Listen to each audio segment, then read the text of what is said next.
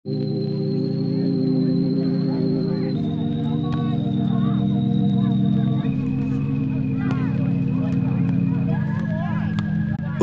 ఒక చిన్న ఊర్లో మైదానంలో మంటలు చెలరేగినట్టు వెలుగులు మెరిశాయి. ఆ ఊర్లోని పిల్లలంతా ఓ వైపు పరుగులు తీశారు.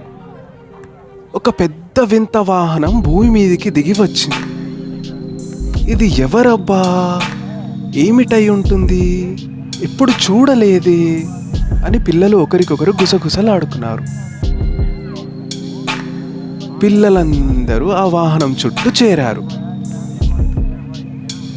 అందులో నుంచి కొన్ని వింత ఆకారాలు కలిగిన జీవులు బయటికి వచ్చాయి.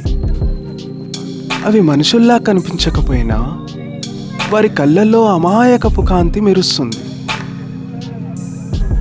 అవి మాటలు కూడా మాట్లాడలేవు, కానీ ఒక చిన్న సౌండ్ ట్రాన్స్లేటర్ ద్వారా మనుషుల భాషను అర్థం చేసుకొని మాట్లాడేలా మార్చుకున్నాయి. ఏలియన్స్ ఊరి వాళ్ళతో చెప్తున్నాయి, మేము ఏలియన్స్, మేము అంతరిక్షంలో ఉంటాం. మీరు మమ్మల్ని చూసి భయపడకండి. మేము మీ గ్రహాన్ని సందర్శించడానికి వచ్చాం. మీకు ఏమైనా సహాయం కావాలన్నా చేయడానికి సిద్ధంగా ఉంటాం అని ఆ సౌండ్ ట్రాన్స్లేటర్ ద్వారా చెప్తున్నాయి. ఆ ఊరి పిల్లలు ఏలియన్స్ని అడుగుతున్నారు, మీరు మా స్నేహితులే కదా, మీరెవ్వరు మమ్మల్ని భయపెట్టరు కదా? అప్పుడు ఏలియన్స్ పిల్లల్ని దగ్గరికి పిలిచి, కేవలం మేము స్నేహం కోసమే వచ్చాం, మిమ్మల్ని భయపెట్టడానికి కాదు. ఊరిలో ఉన్న పెద్దలు పిల్లలు అందరూ ఏలియన్స్తో కలిసిపోతారు. పిల్లలు ఏలియన్స్కి ఊర్లో చేసే వంటలు చూపిస్తారు. ఏలియన్స్ కూడా వాళ్ళు తెచ్చుకున్న కొన్ని రోబోట్స్ని చూపిస్తారు.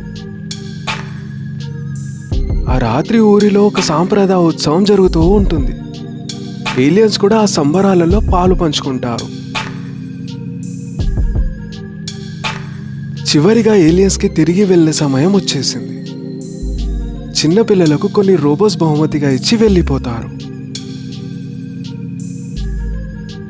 ఇంకా పిల్లలందరూ ఏలియన్స్ ఇచ్చి వెళ్ళిన రోబోట్స్తో ఆడుకుంటూ పాడుకుంటూ నవ్వుకుంటారు.